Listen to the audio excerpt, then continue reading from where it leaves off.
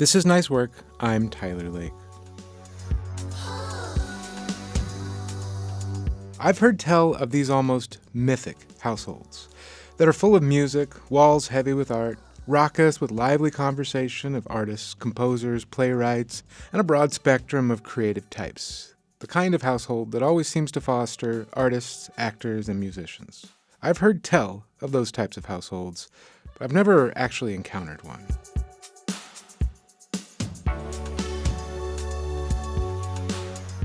I think, like a lot of us, my first run-in with art was somewhere on the fuzzy, wonky line where art and commerce make frequent, uncomfortable bedfellows.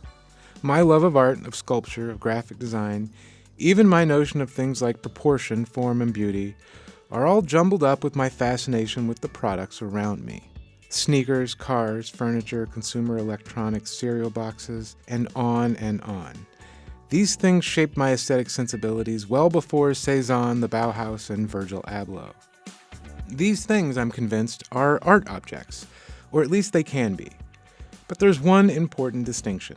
These products are more than just an idea sketched out by a designer in a temperature-inappropriate scarf and thick-rimmed pop-of-color glasses. They are real-world objects, made in dizzying quantities, and shaped by the choices of so many people in the chain between the designer and the consumer. I talked to one of the most important people in that long chain of product development.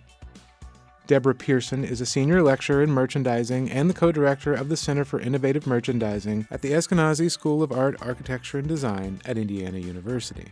She has guided countless products from the wilderness of good ideas all the way through to the comfortable domesticity of a retail space. And as you will hear later, it's a long and involved process, one that affects all of us in one way or another, whether we like it or not. Pearson and I talked about the product development cycle, sustainable environmental and labor practices, market trends, and teaching all these things to a new generation of product developers. When we spoke last time, you pointed out that you work in product development, not product design. That is correct. And I get the impression that's something that you have to explain to people often. So how do you explain that difference? I'm not a designer. I'm an implementer. So I take the designs that others create and I work to bring them to life. So I do all the behind the scenes and in front of the scenes to make that idea, that design come to life. I have been in the retail industry for, unfortunately, a few decades, a couple of those, in product development. So over 28 years in actual product development. And I started out my career with a company called May Department Stores, which is no longer in existence. It was bought by Macy's, which everybody will know that name. Yep. And even a little bit before that, I was with Sears Holdings Group, when Sears Holdings Group was a raving business. So if you think about what those companies are, they were a conglomerate of a number of stores. Mm-hmm. So we did over 900 stores at the May Company from north, south, east, and west. Macy's, same thing, over 1,000 stores at that time. So every single one of those store companies has private label brands, product that can only be bought in their stores. And that's what I did for 28 years. Kind of give me the process of coming to one of these designed objects and getting it through what I'm sure is a lot of processes to get it onto the shelf. Kind of talk me through that process a little bit. Well, it all starts with an idea. And every single thing that a customer, a consumer comes in contact with had to start with an idea. Whether you're wearing it on your body, whether you're enjoying the sound of it, the visualization of it, or you're consuming it for digestive purposes, everything starts with an idea. And that idea then populates into that design. And that design is formulated to have something unique about it. And once that unique idea is populated into a unique design, then we go through that long, arduous process. And we start with things like a tech pack, just telling us what that is. How do you construct what that design is? And how do you put it together? What materials do you need in order to put that together? And that becomes our source of information that we disseminate amongst our internal teams and our external teams to get that product made.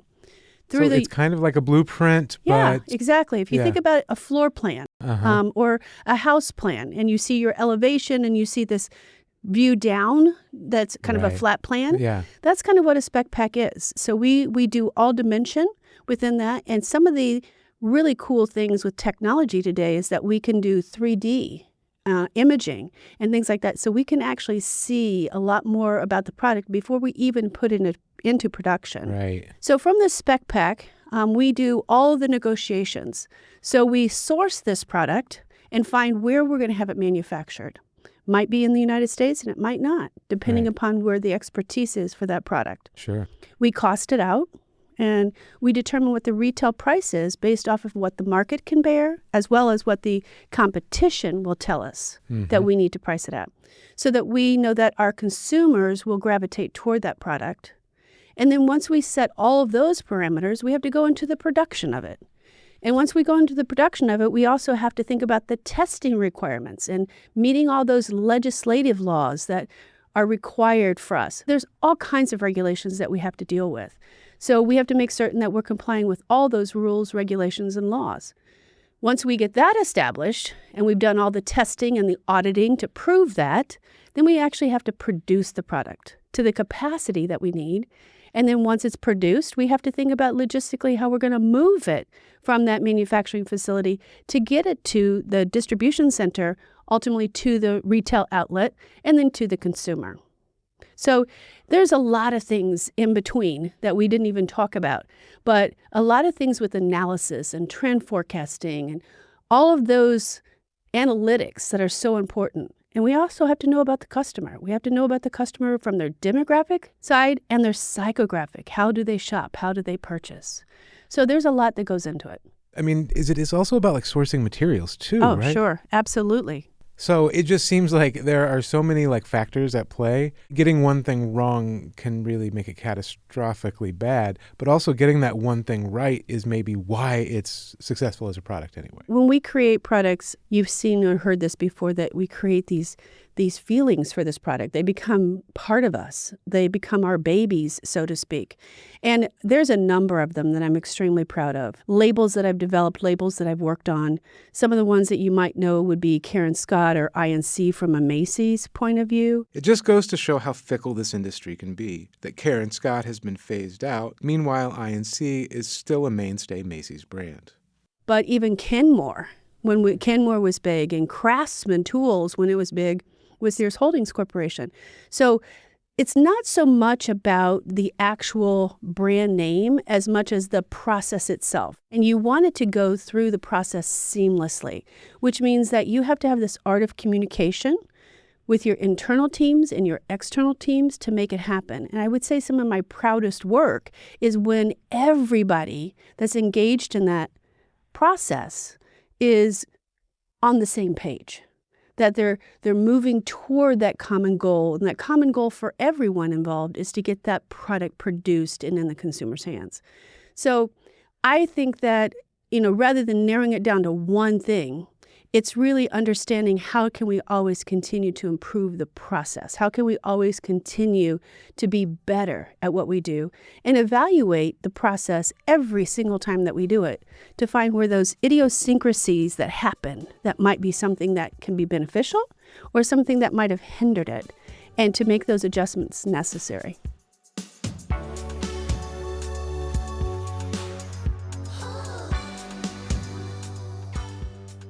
We have a really elastic notion of what a house brand is now. Mm-hmm. I think when I was a kid, it was probably something like the Black Label brand at a grocery store. Mm-hmm. But I hadn't thought about like Craftsman being an in-house brand for Sears. Mm-hmm. So kind of give me the scope of what like an in-house brand actually is and can be in this sort of very varied marketplace. Well, there's two different kinds of private label brands. And the first one is a store brand. So, for example, Gap is a store brand. Okay, Old Navy is a store brand because every single thing that's in their store bears that name. But then there's other names like Home Essentials, that can only be found at a certain retailer. Threshold for example, is just a Target brand. Mm-hmm. Target alone has over 45 private label brands, and I don't think you as a consumer would realize that. But all of those brands stand for something and service a specific demographic and psychographic of their customer. And each of our brands that we put into play doesn't necessarily have to just represent that product and is only in that product category. It can expand across multiple product categories. It could be in ready to wear and it goes into accessories, that goes into shoes, that goes into, other categories. A lot of it has to do with the brand itself and what is the brand known for.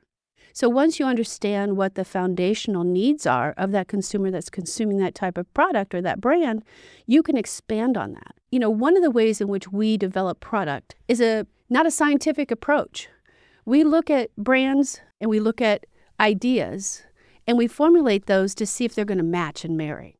So it does kind of seem like that it works, that you can kind of engage the nostalgia of an older generation to introduce a much younger generation to a new or an updated or a similar product. I think, Lego? Yeah, exactly. Where did Legos come from? Denmark? Yeah, well, yes, but where did the idea come from? Wooden blocks. Sure, right. Okay, so something that didn't snap together, but now we put it into a new medium, a new material. We add some more features, benefits to it. We lower the price. We improve the production capabilities of that. And suddenly we have this explosive toy product.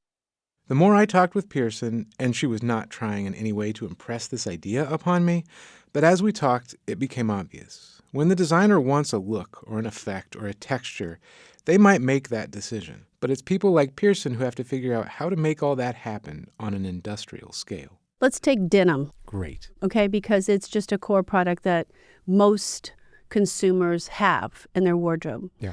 Doesn't matter what the brand is, but think about denim. Think about that fabric first. Now you can have denim that weighs differently, the thickness of the fabric. Well, it's all a denim weave. It's a canvas weave, right? And it has a dye process on it that is going to enrich it to that blue denim color. But now think about that denim product and how we have fashioned it differently. Not only do we alter the weight of the fabric, but we alter the dyeing process of that fabric to make it lighter or darker. And then we do things like putting whiskers on it, where it looks like it's kind of faded or whatever. And then maybe we even rip it by sanding it and doing some things where we destruct it. We also think about denim in kind of different ways, the fit of denim. You have Levi that has, I don't even know how many fits. So many. Right? Yes. But each one of them goes to a specific customer. So they have a waist measurement, they have a length measurement in their assortment. But not all denim companies might have that breadth of an assortment, but they have an assortment that really caters to a broader audience. Right? Yeah. And fashion changes in denim. Your denim jeans that you wore 5 years ago might not quite be in style today. A little snug, maybe. Right. Maybe a little snug, but, what about the color of them? Yeah. What about the finish of them? Not only just the fit. So, we go through different eras of fashion where baggy jeans are in, slim cut jeans are in, flare legs are in, straight legs are in. So just denim in itself is fascinating. Right. Denim is not a particularly sustainable process of manufacturing. We, in the olden days, used to have a large water consumption when we sandblasted the jeans. But we've come up with alternative methods to achieve that finish or that look without having so much destruction to the environment. So where we are not still what I would call the most sustainable process for denim, it's gotten better as time has gone by. So I look at denim as an opportunity in a number of different ways. What kind of dyes are we using? Can we use more plant-based dyes? Right. To make it a little bit more sustainable? So there's all kinds of things when my mind goes all over the place, to be very honest with you, when it comes to some of those larger categories of products that are so important to our population, right, that we have to think beyond. The customer tells you what they want, but they don't know necessarily how we're going to get them the product that they want. Right. So how can we do that most efficiently? most time efficient, but also production efficient.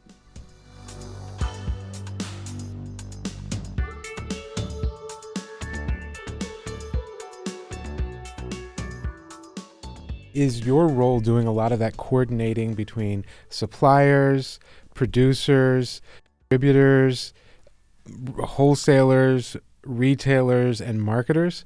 So I'm just wondering, like, what is the mix? Like, as a product goes to market, how much of each of those sort of irons do you have to tend? Lots. Yeah. And in product development, we work in a team environment whenever we're in retail or wholesale. It's not just the product developer doing it, right? It's a lot of different people. You do have that design team, but you also might have a fabric expert within that design team and a technical designer that's going to actually give you the proper measurements and the layout and figure out how to cut it in the mass production. You're going to have colorists, that will help you determine the color standards that are in fashion today, and also how can we get that color dyed in the industry. So internally, just working in design, there's a number of different functions and specialities that team would have. But beyond design, we also have to think about how are we going to bring it to market. So we work with the marketing team. What's the packaging look like? We have to start with the brand and what the brand identity is. And then that brand identity being brought forward into a number of different packaging needs, because what we need to package on a denim product is not going to be the same as what we'd put on a leather product, for example. So we have to think about, we're working with the design team and the tech team, and we're working with the marketing team to help us with that, package and the package layout. But then we're also working with the global sourcing team to find where we're going to manufacture this. Where's the best place to do that? We also have to work with our finance team because we got to have the money to do it. And we're going to work with our merchants that are actually going to purchase this product and put it into distribution to the stores. So we have to think about the quantity that they're going to buy and when they're going to buy it, so the timing of it. And they're going to have a cost that they're going to give us as a model. So can we hit that cost? Then we also have to think even beyond that to the operations side of it. How's it going to be set up in the stores? So how will it be visually displayed? And how are we going to take the marketing aspect with the visual aspect in the store to really get that message across to the consumer? And I haven't mentioned everything that's out there, but think about all of the departments in a company. In product development, you're going to touch all of them. I am not a logistics expert, but I know when I see a good logistics plan, Yeah. right? So I work with the logistics team to make certain that they're going to be able to pick it up when I need them to pick it up, and that it's going to hit my DC when it needs to hit the DC. DC is? Distribution center. Got it, right. So all of that is something that we deal with when we're talking about product development. So we talk about it starting with the idea and going clear to the consumer purchasing it. And everything in between, we have to think about. We're not in charge of all that, but we have to work alongside with our other teammates to make it happen. Now that's internally. And we have to think about externally, the manufacturer. What is their team of people in that manufacturing site? Do they have the equipment that's necessary? Do they have the time in which we want it to be produced? Can they schedule us during that time? So there's even that outside that we have to communicate with and constantly be involved with. But I'm going to even take it back further. When we have that idea, we have to have some way in which to research that idea to see if it's going to be valid or not. And so we have to solicit information. The trend services out there like WGSN. WGSN, by the way, is an international trend forecasting company. They've kind of set the standard for trend analysis, and just like product developers, WGSN is responsible for the way the world around us looks, tastes, and feels. Articles that are coming out about what consumers are saying about the marketplace. Okay. So we have to take all those analytics and even apply them to that initial idea to see, okay, do we need to modify that idea in some way for it to be more successful? So even though I jumped around, it's a plethora of people that are engaged in this process. And in product development, we're just kind of like the ones that help to keep it all together. Given how complex our global trade networks are Mm-hmm. and how many contractors and subcontractors can be involved in the production of any single item, how can you ensure that good labor sustainability practices and environmental practices are followed all the way down the chain? That feels like a really daunting task. It is. Let's be honest that, there are some companies that do it better than others. And I would say you have to, again, understand that it's an art of communication and having all the processes be talked through internally and externally. So when you're working with a manufacturer that's going to potentially manufacture your goods, you have to go in and actually survey them, audit them to make certain that what they say they're going to do is what they're actually doing. You have to go into the basement of something and look at, from the bottom up to find out, do they have that ethical labor? Yes, on paper, they're telling you they pay them this and they pay them that. But, talk to the workers. Mm-hmm. Are they happy? Don't take it for face value from some upper echelon within the management of that company. Actually get down into the actual company roots and find out. And then who are their suppliers? Right. Right? Do the research on those suppliers. Actually have a meeting with those suppliers. When you're in global sourcing, which is the other arm, and oftentimes blended with product development as one department, it's important for you to dig deep and to know that what you think you're getting in quality of labor and sustainability practices, that it's real. Go to the actual manufacturing sites. Be there. Have an auditor on site. Always checking and always having those balances in place to make certain that to the best of your ability, you're being very transparent and that you're being very ethical and that you're following the rules.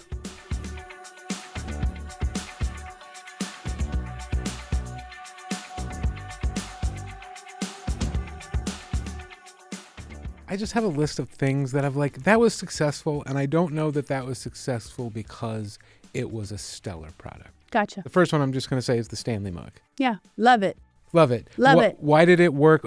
Stanley has made mugs for a long time. Mm-hmm. Why did they blow up? And why do you think they blew up? Why do you think they worked? Well, I think that they've always had the insulated cup.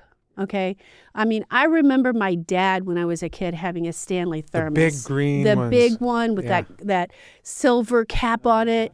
And, he took it hunting and fishing and to his job every day.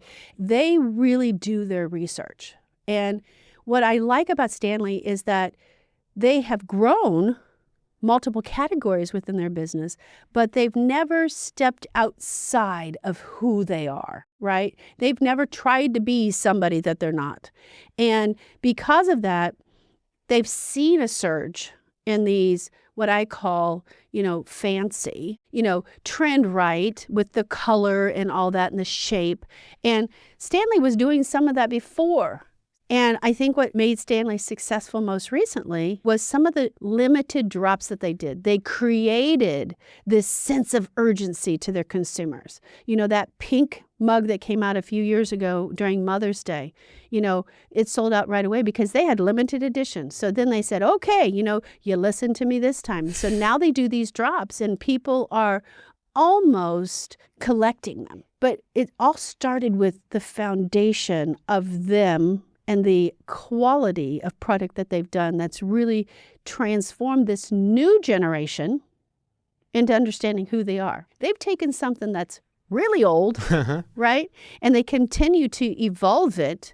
And they've hit the demographic, they've hit the consumer today, that new customer, with the way that they shop. And because they've transitioned themselves to really focus on that, they've really done a nice job in growing some of that business. That also reminds me of Carhartt. Uh-huh. They have their core work brand, but then they have their work in progress, fancy line. Mm-hmm. And they couldn't have just come out with a fancy line of workwear if they weren't an established brand that everybody knew was durable and reliable. Absolutely. I mean, they started out as basically a hunting, outdoor working apparel, and they were doing it for quality and warmth and functionality. And now, because of how they've characterized that, They've added a lot of feature benefits and they've added a lot of design into it that the younger generation, if you will, two cohort groups before now, really started to recognize, because they went back to, 15, 20 years ago, people started stepping back from, and they wanted to go back to nature. And so Carhartt had this perfect opportunity to really bring on a whole new set of customers. And they've capitalized on that. But they also have taken their distribution model. Think about where they used to be just in hunting and sporting and workwear companies, right? Now you can find them in other places. Right? You can find them in high-end places. Yes. In Detroit, I went to a Carhartt boutique. It was purely... They have their own stores. Yeah. Exactly. Yeah. But they have distribution models where Carhartt is sold in department stores now. They're sold in a Menards. Yeah. I saw it at Lowe's. Exactly. I saw it at Lowe's Which this would morning. make sense. Yeah, that would it's be the right audience. really true off of what they are. But you can buy it in REI. Right. Which is, again, true to who they were and are. But when they've expanded into other types of companies, that other kinds of retail establishments, that's where, again, they became reliant on that newer cohort groups. New Balance could be an example, but the return of the dad shoe, somehow they found purchase again, and I'm amazed that you can do that without having to change. You didn't design a new product. You did everything else. Well, in some ways, yes, I agree with you. In some ways, I don't. And what I mean by the don't side is that they've added like one little feature to it, okay? Like, you can step into the shoe and it doesn't collapse on the heel any longer. Because of that, and because, again, the population of people that want the ease and comfort, it's become popular again. We went through this thing as a nation, as a world, called COVID, okay? And that really did level set some of our consumers about the importance of comfort and fit. Yeah. Right? Yeah, I bet. We have not, as consumers, let go of that. So whenever we can have companies, dad shoes, that come back into the market with that one new caveat of feature that is more comfortable, or it fits easier, or it's easier, to wear, good for us. Good for us, because we're staying focused again to what the consumer's telling us they want. And I don't see in the near future that comfort and fit aren't going to be of value to the consumer. What's the joy that you get from it? How do you tell your students to find joy in this work? It's all about perspective, and it's all about how we view things. Spend time going out and not shopping, per se, but watching. Do a little research about the industry. Where do you have the interest, and where can you make a difference? You can find a passion within the plethora of opportunity that lies there. If you're into design, great. But if you're not in design, great. Because you can find something that will spark you and drive you to always want to perform at the highest level, and to think forward and to think beyond today. What can you do in the long term? I'm very proud of what I've done for 30 years. I'm proud of being now a teacher, to teach this next generation, because this generation is our future. You can't learn everything out of a textbook, per se, right? You got to get out and do field work. So, that student that's on the fence, get a internship, work in the field. You'll know pretty quick. Exactly. You'll definitely know if you like it, you don't like it, or you don't like this aspect. You don't want to do that. You want to do this. I think, again, just getting out there and seeing what there is, what will drive them.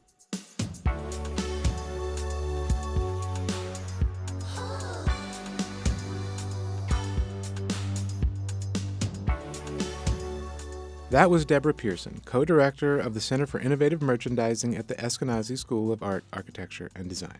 And the next time you go shopping for a pair of jeans, or if you're like me, find yourself admiring the shape and materials of an electric kettle or a phone or your favorite mug or whatever it is, take a quick pause with me and think about how it got there and all the people who helped make that happen.